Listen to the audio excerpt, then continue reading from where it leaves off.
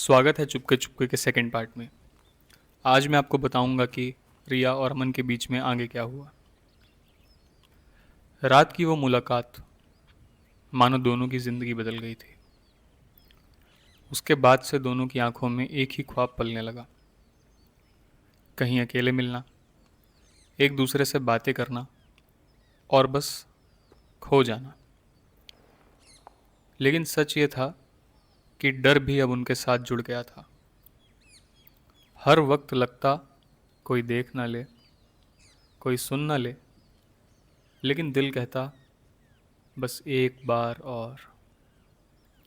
अगले दिन लड़का लाइब्रेरी में किताबें खोल कर बैठा था, पर आंखें सिर्फ दरवाजे पर टिकी थी।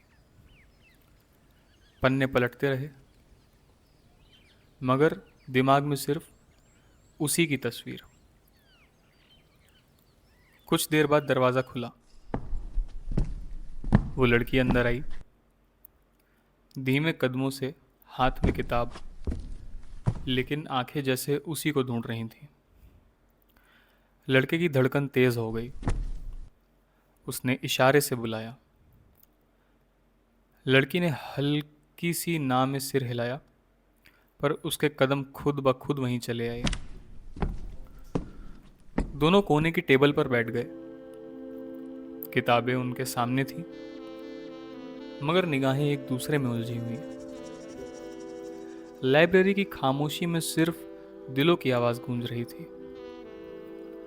लड़के ने धीरे से हाथ बढ़ाया और किताब के नीचे उसका हाथ दबा लिया। लड़की चौंकी, इधर उधर देखा, पर कोई नहीं था। उसने धीमी आवाज में कहा, अगर किसी ने देख लिया तो?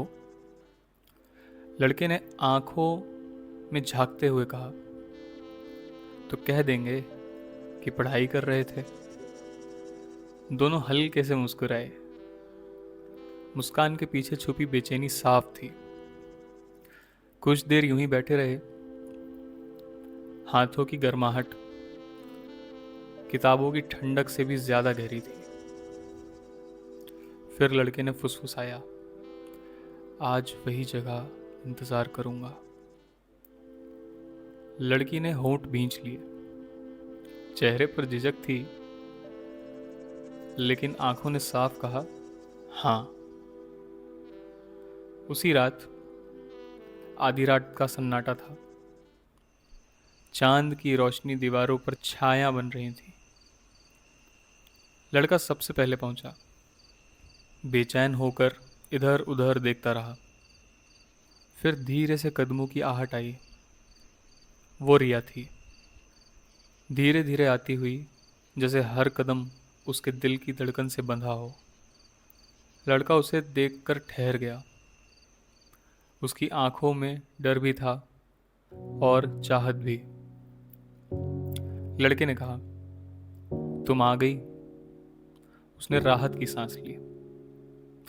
लड़की पास आकर बोली, डर तो बहुत लग रहा था, पर तुम्हें देखे बिना चैन नहीं पड़ा। दोनों खामोश खड़े रहे, बस हवा और दिल की आवाजें। फिर लड़की ने धीरे से पूछा, कभी डर नहीं लगता तुम्हें कि कोई जान जाएगा? लड़का हल्की मुस्कान के साथ बोला, डर तो है, लेकिन तुमसे दूर होने का डर उससे भी बड़ा है। इतना कहना था कि लड़की उसके सीने से लग गई।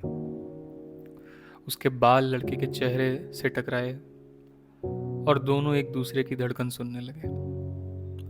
फिर उनके बीच में कुछ बातें चालू हुई। लड़की, कभी कभी सोचती हो हम ऐसा क्यों कर रहे हैं?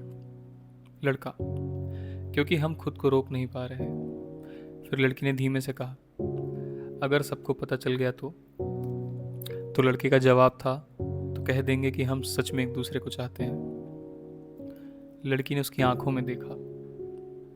वो नजर इतनी गहरी थी कि जैसे सवालों के जवाब खुद उसमें छिपे हों।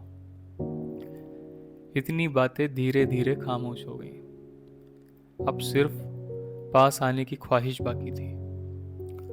उस खामोशी में उनके बीच एक फासला मिटा। उसके बाद ये चुपके चुपके मुलाकातें आदत बन गई। कभी कैंटीन में किताबों की आड़ में चिट्ठी पास करना, कभी पार्क के बेंच पर दूर दूर बैठकर आंखों से बातें करना, तो कभी रात को उसकी पुरानी जगह पर मिलना। हर बार नजदीकी पहले से ज्यादा गहरी होती गई। हर बार डर भी पहले से ज्यादा बढ़ गया। एक रात जब दोनों फिर मिले तो माहौल कुछ अलग था। चांद बादलों में छिपा हुआ था, हवा तेज थी। लड़की ने कहा, आज कुछ अजीब लग रहा है। तभी लड़के ने उसका हाथ पकड़ा और कहा, जब मैं तुम्हारे साथ हूं तो डर कैसा। लेकिन तभी पीछे कहीं सरसराहट हुई। दोनों चौंके,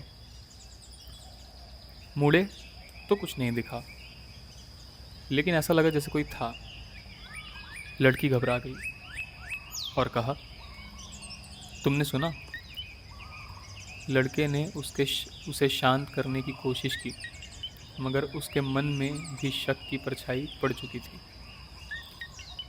दोनों ने जल्दी जल्दी एक दूसरे का हाथ थामा और वादा किया, कल फिर मिलेंगे, लेकिन संभल कर। अगली रात दोनों फिर आए। इस बार मुलाकात पहले से भी ज्यादा गहरी थी। उनकी नजदीकियां हदें पार कर रही थी, जैसे वक्त थम गया हो।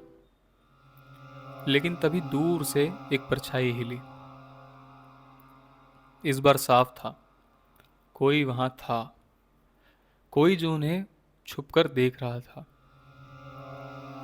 लड़की का चेहरा सफेद पड़ गया। लड़का तुरंत उसे पीछे खींचकर दीवार की आड़ में ले गया। धड़कन अब सिर्फ मोहब्बत की वजह से तेज नहीं थी, अब उसमें डर भी शामिल था।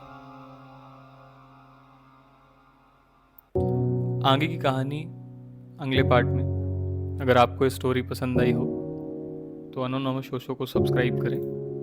धन्यवाद।